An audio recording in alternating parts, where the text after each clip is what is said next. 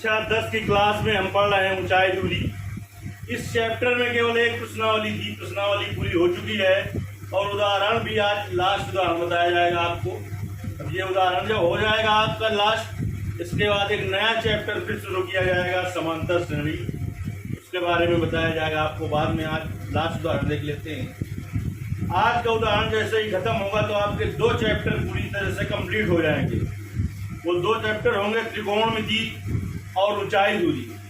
अगर जिन बच्चों ने अभी हमारे ऊंचाई दूरी के वीडियो यानी क्लास नहीं ली है और त्रिकोणमिति के, वो चैनल को सब्सक्राइब कर लें और वहाँ पर हमारे सब वीडियो मिल जाएंगे। इसके आगे जो पढ़ाया जाएगा वो चैप्टर समांतर श्रेणी होगा, लेकिन आज इस चैप्टर का लास्ट उदाहरण पढ़ा देते हैं हम। ऊंचाई कक्षा 10 में आज हम पढ़ा रहे हैं प्रश्नावली 9.1 का लास्ट उदाहरण। क्या है लास्ट उदाहरण उसको समझते हैं। उदाहरण नंबर 7 है।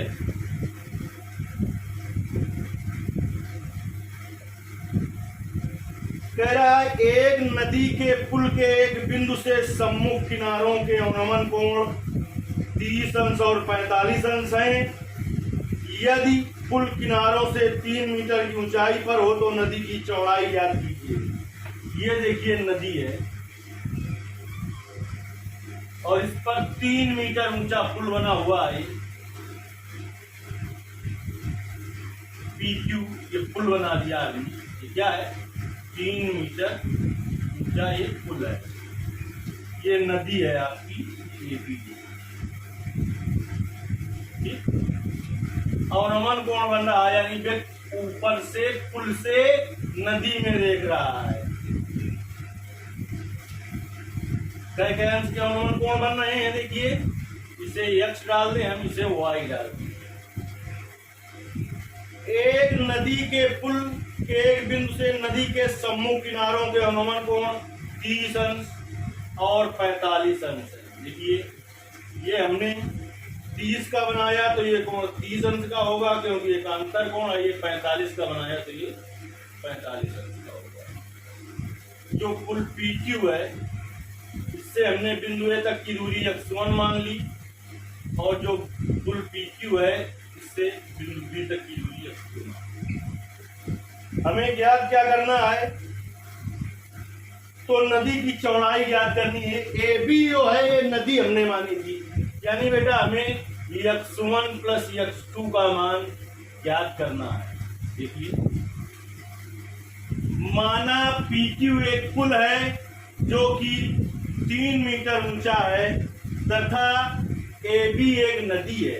AB एक नदी है। व्यक्ति बिंदु P से नदी के सम्मुख किनारे A को देखता है तो अनुमान कोण 30 अंश बनता है, और व्यक्ति बिंदु P से नदी के दूसरे किनारे B को देखता है तो अनुमान कोण 45 अंश है। कोण XPA बराबर कोण PAQ होगा, क्योंकि एकांतर कोण है, तथा कोण YPB बराबर कोण PBQ होगा, क्योंकि ये एकांतर कोण है।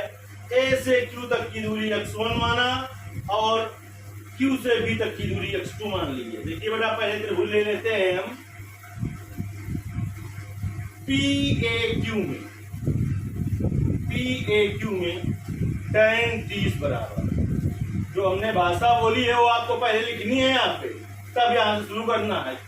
चित्र इधर बनाना है आपको और इसके सामने वो भाषा लिखनी है जो हमने बोली है कि कौन सा पुल है और कौन नदी है, वो हम बता चुके हैं आपको, वही लिख लेना है।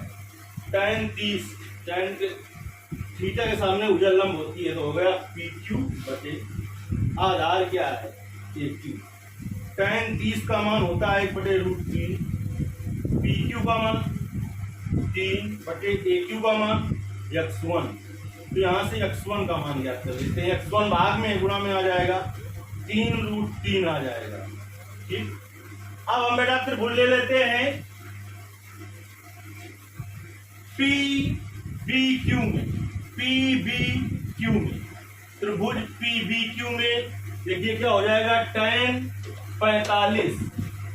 45 बराबर देखिए थीटा के सामने भुजा लंब होती है, ये हो गया पी क्यू बटे लंब क्या है, ये लंब हो गया पी क्यू, आधार क्या है बी क्यू।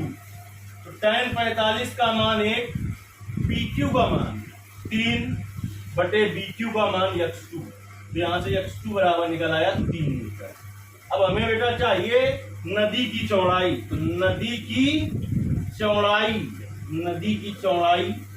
ये नदी की चौड़ाई है ए से बी तक की दूरी, नदी की चौड़ाई यानी कि ए बी बराबर होगा x1 प्लस x2। देखिए बेटा x1 का मान कितना है 3√3